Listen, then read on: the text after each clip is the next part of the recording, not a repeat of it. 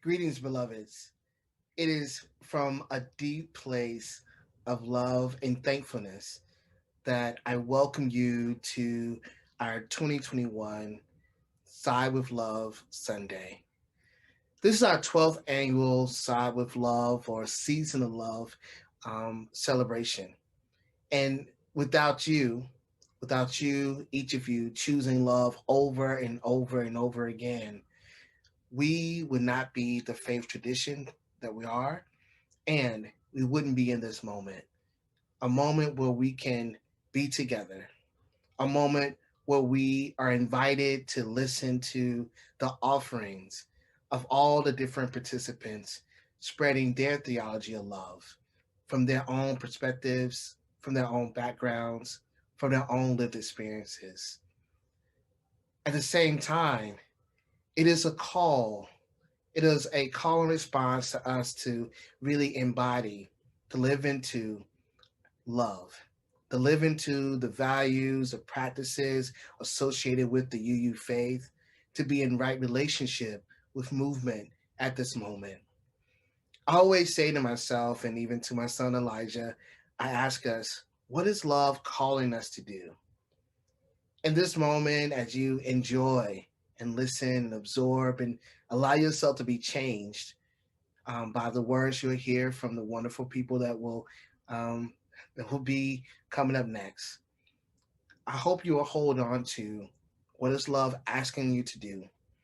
And throughout this year and throughout your years, may you constantly, continuously, with rigor and intentionality, choose love over and over again. Welcome, beloveds. Thank you. Thank you for your time. And thank you for being you.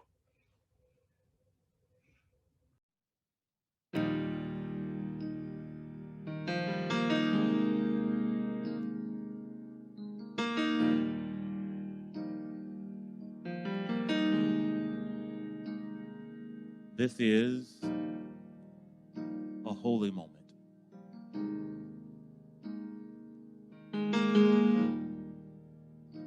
When we're gathered together, it is a special and unique moment with hearts together.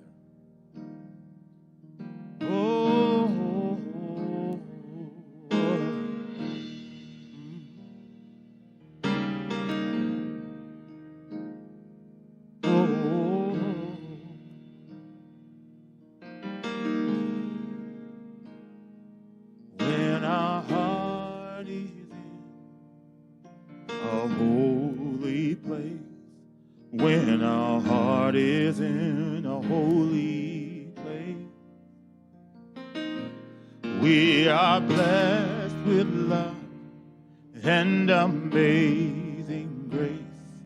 When our heart is in a holy place. Sing it with us, would you? When our heart is in a holy place, when our heart is in a holy place, we are blessed with love and amazing. Our heart is in a holy place. Would you sing that verse for us? When we trust the wisdom in each of us, every color, every creed and kind, when we see our faces in each other's eyes, then our heart is in a holy place. Everybody sing. When our heart is in a holy place, when our heart is in a holy place, we are blessed with love. Can you feel it? And amazing grace. When our heart is in a holy place, when our heart is in a holy place. Yeah. When our heart is in a holy place. Holy place. We are blessed with love and amazing grace. Yeah. When our Heart is in a holy Play it, Rick. place.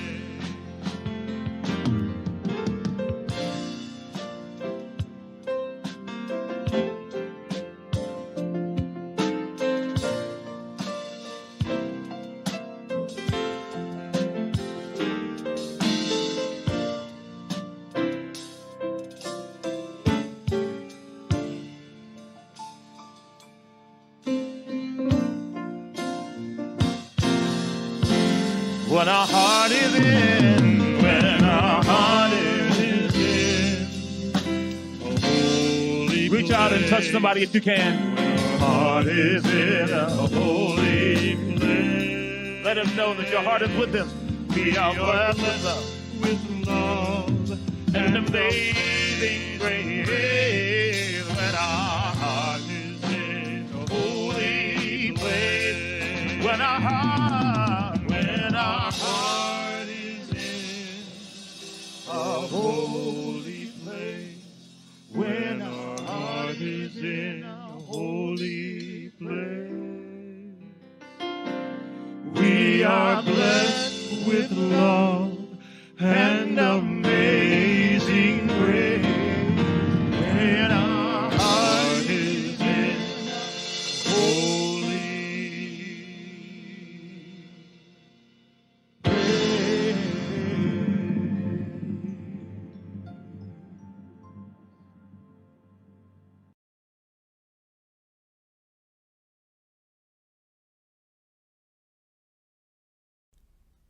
Love once, the fullest unfolding of every person. Love wants everyone to be free, to feel safe, to know joy. To me, love is an overflowing and unconditional love for the world and for creation and for one another. That spiritual foundation of love calls us to the policies and the practices that we need to sustain and nurture life, thriving life. Love means thinking about how we enact policies that make people's lives better. If we're talking about racial justice, love is acknowledging that there has been wrong, that there has been harm, and that whether you participated in it or not, you're benefiting from the inequitable results of that harm. What if love means letting go of what we think we know and being curious about what more there is to learn? What if love was not a commodity that could be bought and sold? Sometimes love isn't waiting for the other to come to us so that we can become agents of welcome, but rather us moving into the world to engage with others in their spaces, on their terms. Love asks for the release of all assumptions about who wants to be part of Unitarian Universalism. Love asserts that each of us matters and is worthy. Love knows our life-saving, life-giving faith must be available to every person who needs it. If you have a chalice at home, would you please light it in honor and in celebration of overflowing and liberating love?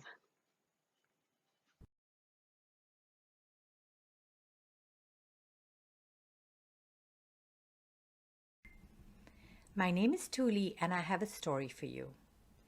In a little bit, you are going to hear about how there came to be an agreement between some inhabitants of the earth. An agreement is sometimes called a promise or a contract or even a covenant. All these words mean similar things, that two or more people or animals or others have come together and agreed on something. And not necessarily two or more people. Sometimes we have to have an agreement within ourselves, with ourselves.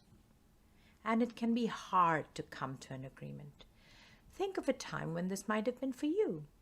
Perhaps you wanted to play Legos, but your friend did not. Perhaps you wanted to pretend play to be on a ship and your brother or sister wanted to read a book. Or maybe you witnessed someone doing something and you wanted to convince them to not do it. How did it work out? Did you have to give up what you were doing? Did the other person have to? It can be hard, right? Sometimes even after we have reached an agreement and decided how to work or play together, it might not be carried out and more disagreement might arise. And we might feel very hurt and upset.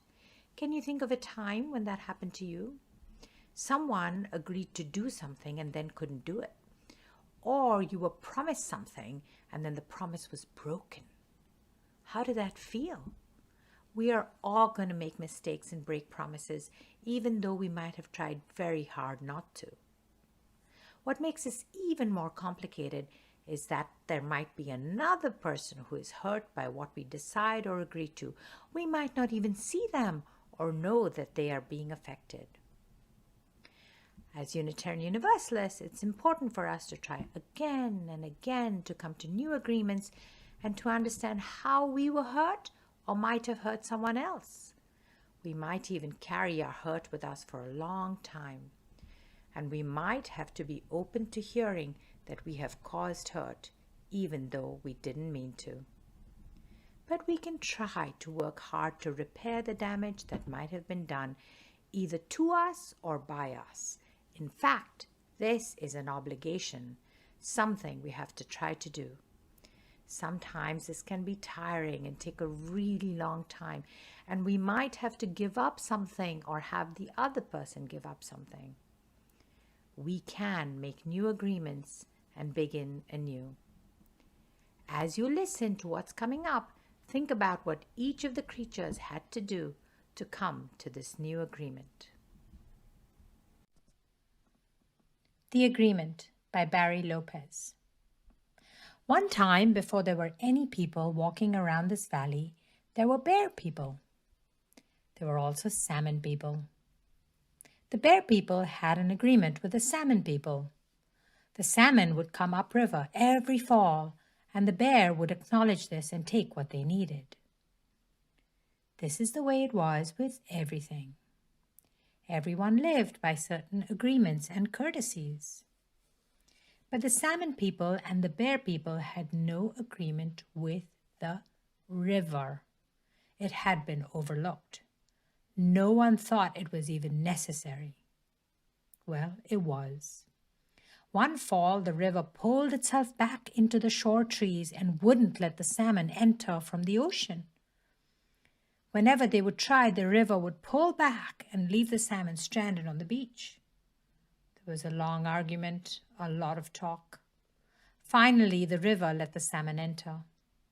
But when the salmon got up into this country where the bears lived, the river began to run in two directions at once, north on one side, south on the other, roaring, heaving white water and rolling big boulders up on the banks. Then the river was suddenly still. The salmon were afraid to move. The bears were standing behind the trees looking out. The river said in the middle of all this silence that there had to be an agreement. No one could just do something, whatever they wanted. You just don't take someone for granted. So for several days they spoke about it. The salmon said who they were and where they came from, and the bears spoke about what they did, what powers they had been given, and the river spoke about its agreement with the rain and the wind and the crayfish. Everybody said what they needed and what they would give away. Then a very odd thing happened. The river said it loved the salmon. No one had ever said anything like this before. No one had taken this chance. It was an honesty that pleased everyone. It made for a very deep agreement among them. Well, they were able to reach an understanding about their obligations to each other, and so everyone went their way. This remains unchanged. Time has nothing to do with this. This is not a story. When you feel the river shuddering against your legs, you are feeling the presence of all these agreements.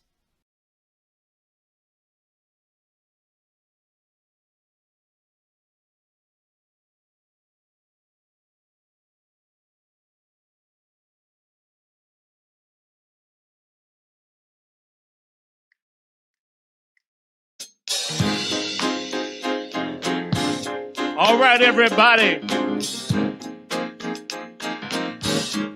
Please rise and body your spirit as you're able. It's time for the love train. Everybody, put your hands together. Or just move from side to side as you're able. Yeah, it's all in love. Let's sing it. Come on. People all over the world, join hands. Start a love train. Love train. People all over the world, join hands. Start a love train. Love train. Everybody. People all over the world, join hands. Start a love train. Love train. Yeah. People all over the world, join hands. Start a love train. Come on, Matt. Love train. Everybody. People all over the world. Put your hands. Come on. Join hands. Start a love train. Love train. Whoa. People all over the world. Yeah. Join hands and start a love train. Come on, Rick.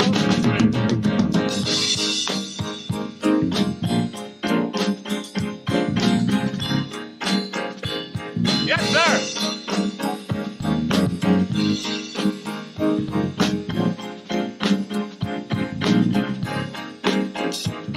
Everybody say, people all over the world, oh, join hands, start a love all over the world. People all over the world, join hands, start a love. One more time.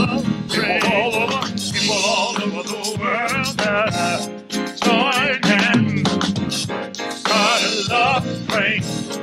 Love train. People all over the world, join hands, start a love train.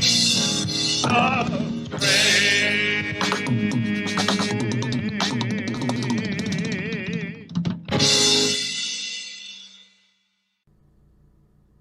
My name is Laura Conkle, and you may use they, them pronouns to refer to me.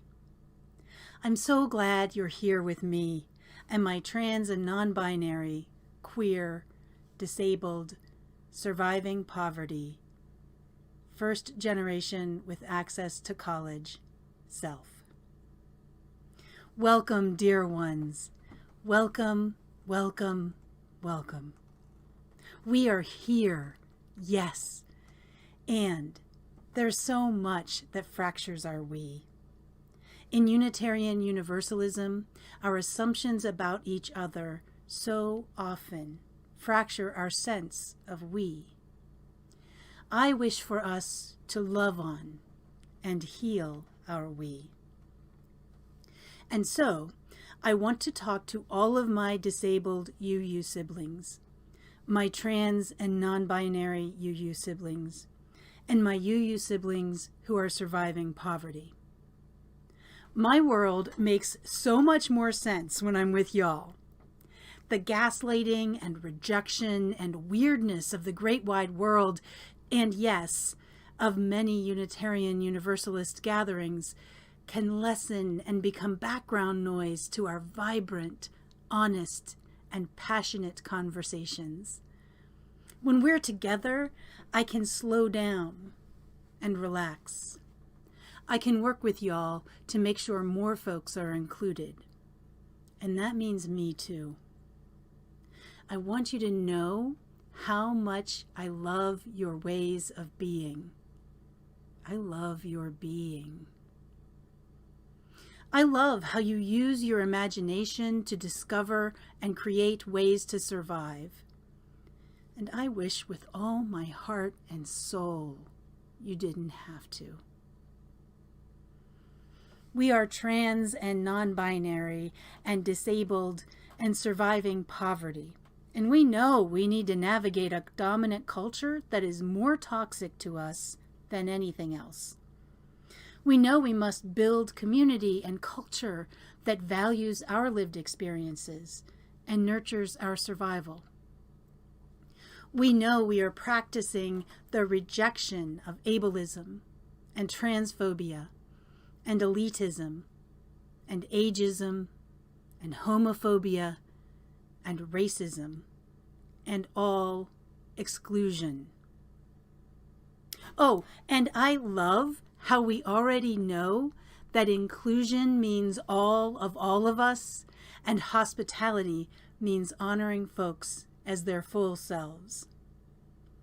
We know we need disability justice, queer theology, funding of expenses, access accommodations, inclusive language, scholarships, plain language explanations, gender-neutral bathrooms, childcare, and all the things that can make it possible for us to be safe and well, loved, and held sacred within Unitarian Universalism writ large. I wish that every event that is planned moving forward is planned with us in mind and considering what we need. I wish that more and more reflections, sermons, and sacred texts include us and our wisdom, and in all the ways that you engage Unitarian Universalism.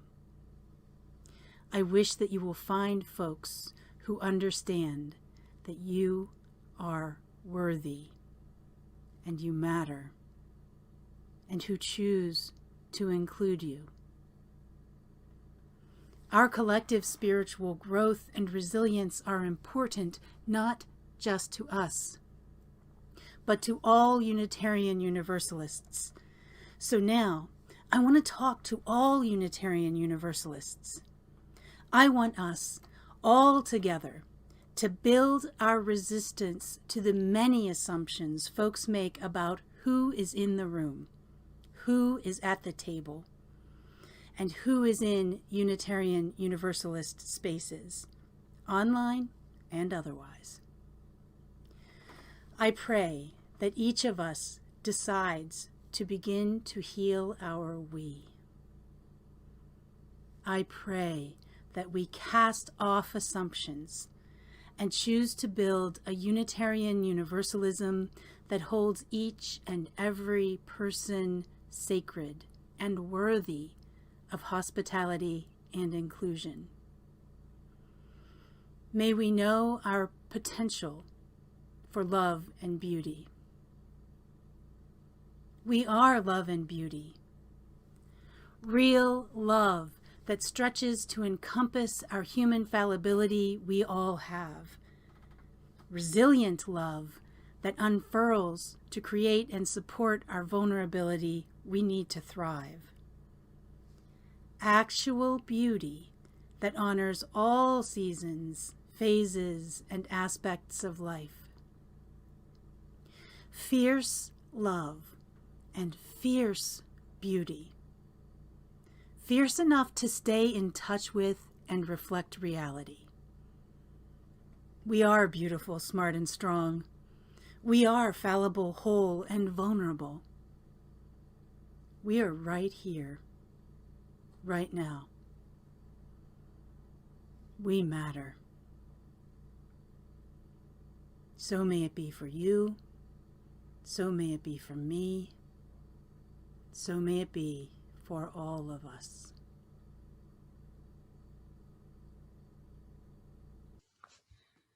I love me a good anti-racism workshop. From the very first one that I led back in 1994, back then we used to call them diversity sessions, I got hooked. I found it was so powerful, so exciting to help a group of people engage in conversations about their social location, their commitment to change, their desire for justice. It was really, really amazing, and an early formational experience that led me down this vocational path. It's also true that it wasn't until I came to Unitarian Universalism that I found my true home in doing this work. Because before that, I used to do this work in academia and in nonprofit spaces, and it was much more of a brainy, heady thing. It was about the ideas and the sociology, which of course is very important and it's central to the work. But once I discovered the possibility of having these conversations as faith formation, everything shifted for me. It was so powerful to be in a covenantal space where we already agreed to be in right relationship with each other and to be loving with each other and to return to right relationship. And in that container, to start understanding how our anti-racism work and our focus on anti-oppression and justice helps us shift our own meaning making and our understanding of our location in the world, like really deep theological questions about where do I belong and what are my values and principles and what are my responsibilities. These questions engaged in a faith context are completely different. It's a complete game changer, and I really appreciated that. Now, it's true that I really enjoy designing a good workshop, having an arc, knowing what's going to happen, planning for things, and then having them occur the way that I planned. I mean, that's very satisfying. Yes, as a facilitator, it is one of my favorite things. And I am discovering that the most powerful learning actually occurs when we go off the agenda. When we go off the agenda, it's usually because something has happened in the room and we need to attend to something that shifted. So it could be that someone says something that's like a microaggression. It could be that the learning in the room requires us to pivot. The questions that are coming up are not following the original plan. But ultimately, what's exciting about that is that we are responding to the embodied learned experience in that moment. We are responding to the people in the room and to the actual moment. That's something that Elandria taught me, and I want to lift E's name up. I miss you, Elandria. Embodied learning and focusing on how we do it and why we do it in the moment makes all the difference. It's praxis. It's different than just this theoretical understanding of the concepts of racism and race and white supremacy culture and all this other stuff. It's also true that when we interrupt the process and we attend to what's happening in the room, it's important to center the person who may have been harmed. And usually the person who has been harmed is a person with a marginalized identity. And that is valuable to remember as a principle in our work. We center the folks who have the lived experience and who in the moment have something to offer through their experience and through the moment.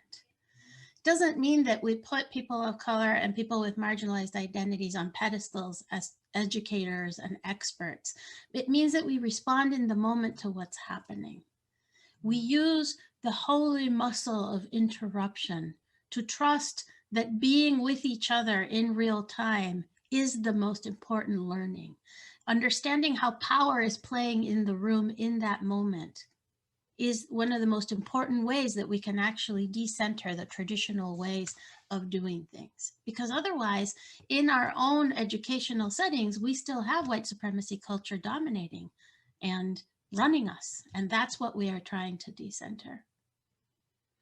So I lift up a prayer for all of you who are engaged in this important work of keeping it real, of keeping connected to each other and saying what's true in the moment. May we continue to strengthen that muscle. May we continue to trust that truth-telling and speaking truth to power is one of the ways that we do this liberation work. May it be so, and amen.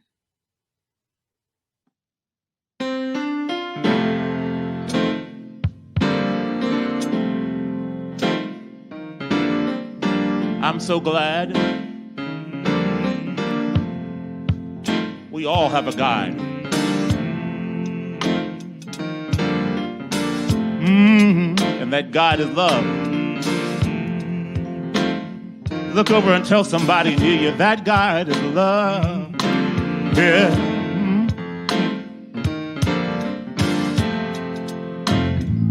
Love will guide us. Peace satisfied us. Hope inside us will lead the way on the road from grief to giving. Love will guide us through the heart. If you cannot sing like angels, if you cannot sing like angels, if you cannot speak before thousands, you can give from, deep within you. You can change the world with your love. Love will guide us. Love will guide us. Peace has tried us. Hope inside us. Hope inside us. We'll lead the way. On the road from grief to giving. Love will guide us. I just want you to moan right now. Come on, everybody, come on.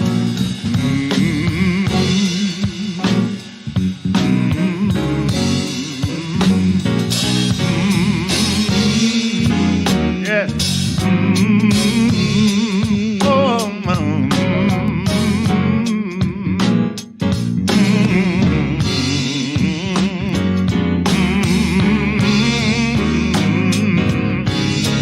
Love will guide us. Love will guide us.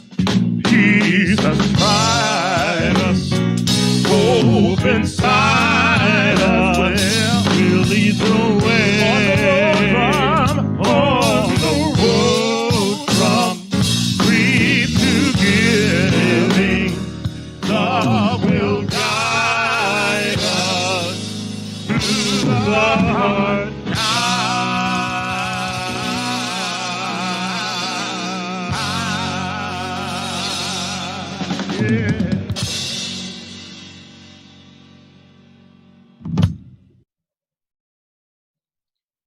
You know, in every moment, even if it doesn't feel like it, life is giving us an invitation. I really believe that. I really believe that in every moment, life is giving us an invitation to do the things that are the most loving and life-affirming. And that doing the loving and life-affirming thing is always the answer when you don't know what to do or if you're feeling unsure. There's always a moment of invitation to rethink or reevaluate.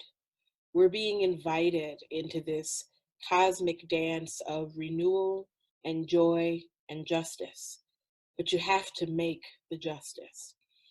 It doesn't just show up without our participation or our effort. Things don't get better just by us waiting for them to happen. We all have to engage in the better making from wherever we are, and each moment presents an invitation for us to do that. I don't want us to forget that, even if, like me, you are tired or feeling frustrated or feeling unsure, the invitation to participate in life in a manner that is about living our values, living love and justice is still there, no matter what else is going on. Ask yourself, what's the most loving, life-affirming thing that I can do in this moment for myself or for other people? Sometimes it's get some rest. Sometimes it's apologize for something you've done. Sometimes it's reconsider how you're using your money or other resources in the broader world. To me, if we're talking about race and justice, love is about acknowledging that there has been wrong, that there has been harm perpetrated, and that whether you personally feel like you participated in it or not, you are likely benefiting from the inequitable results of that harm.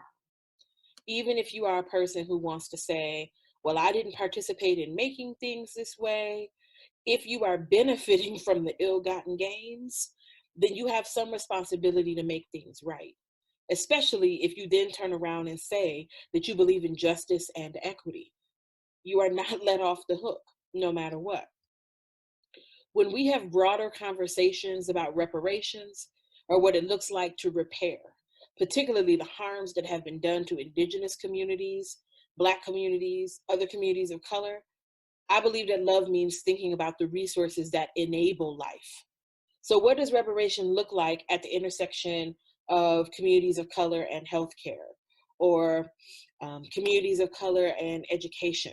What does it look like to have those kinds of conversations beyond, just conversations about money and land that is owed, but also about accessing resources that have been inequitably distributed for more than a century? All of us should have a hand in those conversations, and all of us have some responsibility to bring about justice in those contexts. Plainly, if you're not going to do that work, if you're not going to be committed to thinking about that and how you can serve in that work, then to me, it obfuscates the mandate of what it means to be Unitarian Universalist. Because ours is a faith that calls us to do things. Being Unitarian Universalist in part means maybe you don't pray the way I pray. Maybe you don't pray at all. But how do we live together in equitable community, despite what I might think about God or what you might think about God? This is a faith that calls us to commit to the work of making justice. This is a faith that calls us to think about what it means not to believe the same, but to live together in beloved community, despite our own discrete perspectives about spirituality or the afterlife. That is a part of the call, the mandate of what it is to be Unitarian Universalist, to figure out how we live together in loving, equitable, just relationship with each other. I believe that the proof of our faith is the extent to which we do that. The proof of our faith is not in some confession that we make. The proof of our faith is not in some words that we say. The essence of our endeavor, the proof of what we believe, is in how we do the work of bringing about love, justice, and community. As Unitarian Universalists, I think we've given up perhaps too quickly on notions of salvation. If we think about the notion of being saved from harm, I don't know that it's actually possible to have personal salvation beyond the community. There's no way for you to have salvation and some kind of perfect, flourishing life outcome while everything around you is suffering and burning, because we're all connected. We are. If COVID hasn't reaffirmed in your mind that we're all connected, I really don't know what to tell you. Here we are right now, suffering through a global pandemic together. People are passing a deadly virus to each other through our breath that we can't see. That's a metaphor for us all being connected, if I've ever heard one. I think it's something that we would do well to think about and remember.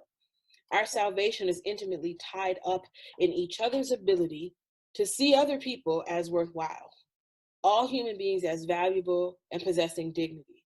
All life is having value and possessing dignity. Now, that's not the same as liking me. This is not, I need you to like me. This is not, I need us to be best friends so that we can go to the shopping mall together. This is understand that I have as much of a right to human thriving and flourishing as anybody else, and that I have as much to offer as anyone else. And so do you. How do we create a context where all of that is possible, where all that human thriving and life is possible?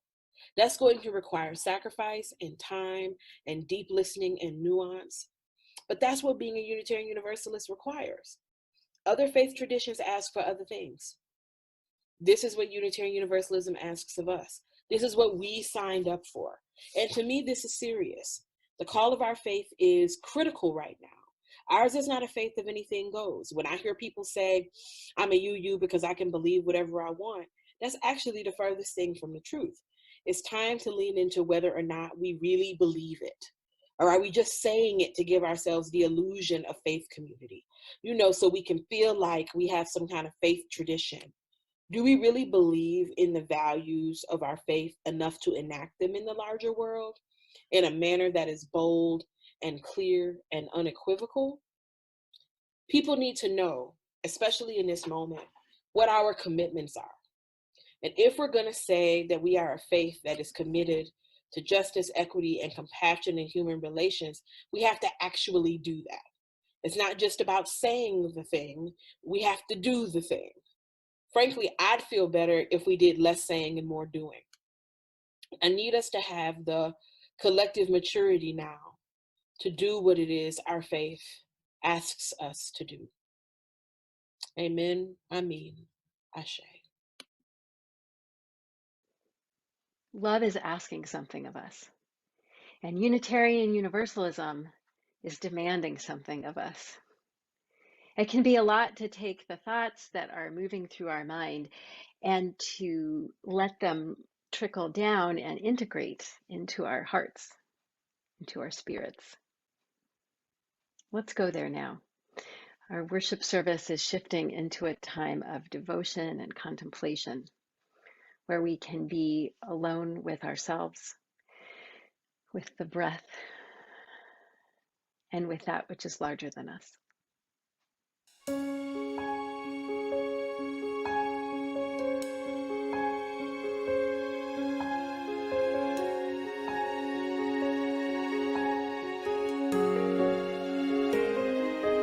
There is more love somewhere. There is more love somewhere. I'm gonna keep on till I find it. There is more love somewhere.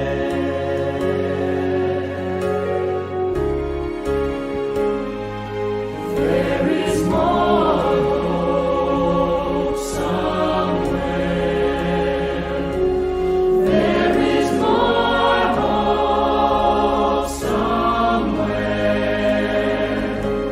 I'm gonna keep on till I find it. There is more hope somewhere.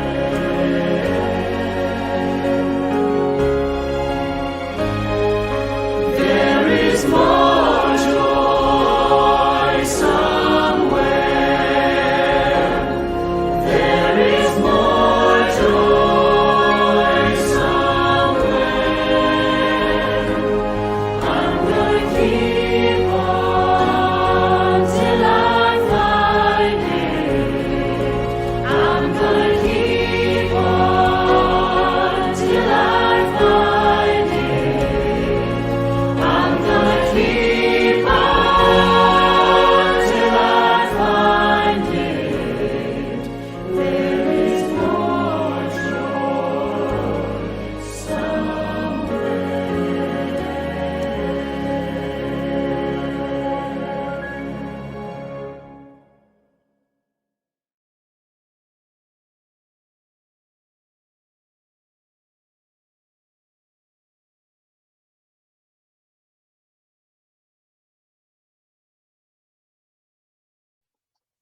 Hello, I'm the Reverend Michael Crumpler, and I will be leading you in a brief moment of prayer and meditation. So let's begin by ensuring that you are comfortable and relaxed wherever you are, whether at your desk or on your couch or on the floor. If you would just, relax your shoulders. Breathe in, breathe out. Loosen your jaw.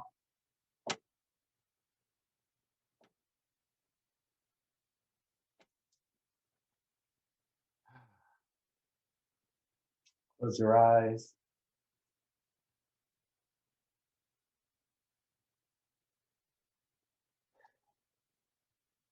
and think about all that you are experiencing in the world.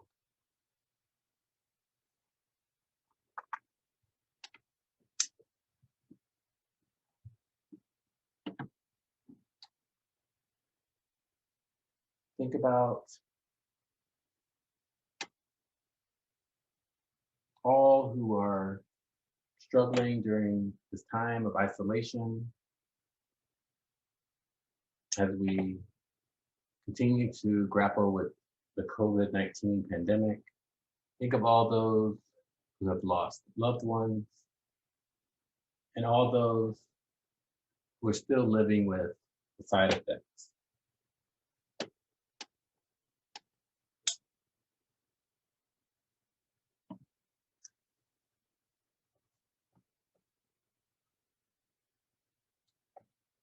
Think of those who are still traumatized by the events of January 6th.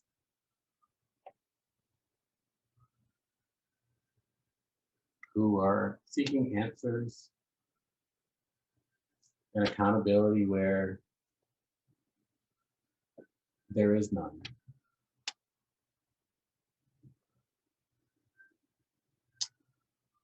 Think about this new day. Hold the great anxiety that we all have with the joy of accomplishment of those who worked so hard around the country to ensure that our votes were counted.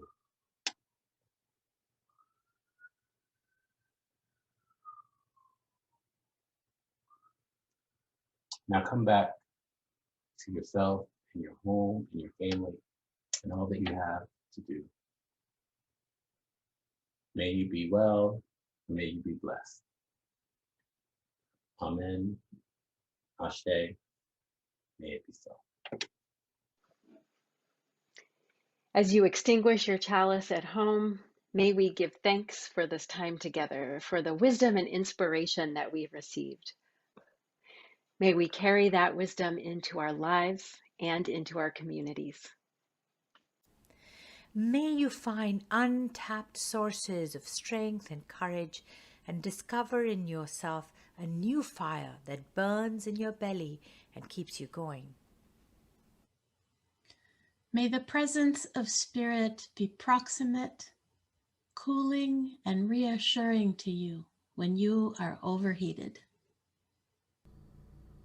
May we all together choose to build a Unitarian Universalism that holds each and every person sacred and worthy of hospitality and inclusion. May you be well. Beloveds, as we leave this sacred time together, let us remember to praise this gift of life, to be attentive to its wonder and its beauty. May we kindle more love, more joy, and more song into our hearts and into our days. May we be led out in peace, and may we give back love.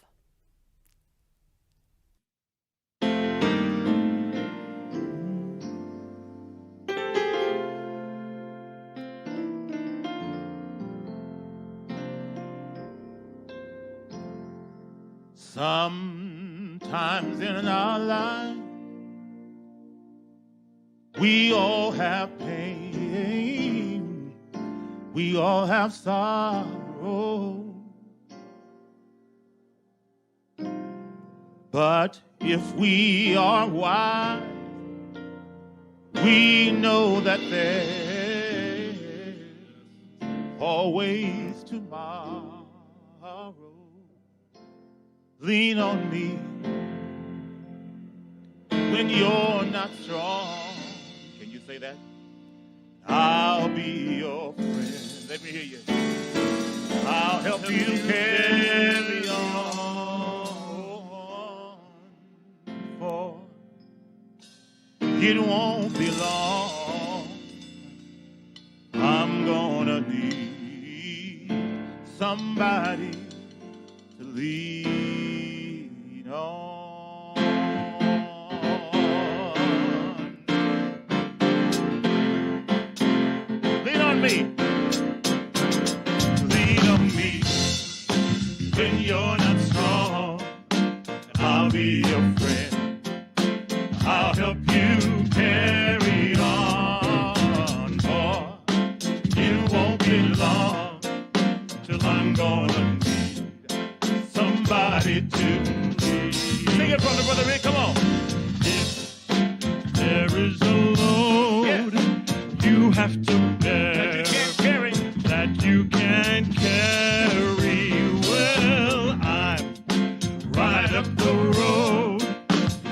share your load.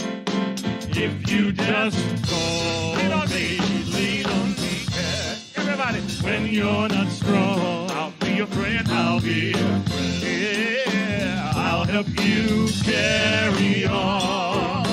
For it won't be long till I'm gonna need somebody to lean. All right, you just call on me, brother, when you need a hand. Yeah, we all need somebody to lead. I just might have a problem, I might have a problem that you'll understand. We all need somebody to lead. Lean on me, lean on me. When you're not strong, yeah, I'll be your friend. I'll help you carry on. It won't be long till I'm gonna need somebody to. All right, you just call on me, sister. You just call on me, sister, and you be a hand. We all need somebody to lead. I just might have a problem, I might have a problem that you'll understand. We all need somebody to lead. Lean on me, yeah. When you're not strong, yeah, and I'll be your friend. Everybody sing, I'll help you carry on. Oh, it won't be long, I'm gonna need somebody to lead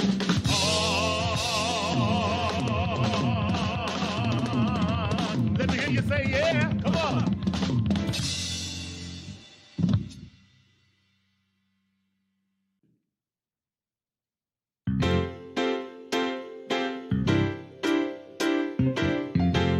Many of you recognize it already. It is truly all we need. I want you to sing it with us. Come on. All you need is love. Yeah. All you need is love. All you need is love. Love. Love is all you need. Everybody sing. All you need is love. I love it, Rick. All you need is love. All you need is love. Love. Love is all you need. Love, love, love. Love, love, love. Love, love, love. Everybody say love, love, love. Love, love, love. Love, love. Put your hands together. All you need is love. Yeah. All you need is love. All you need is love. Love, love, love. Love is all you need. All you need is love. All you need is love. Do it, Rick. All you need is love, love. Yeah. Love is all you need. Love, love, love. Love, love, love. I see you moving. Come on. Love.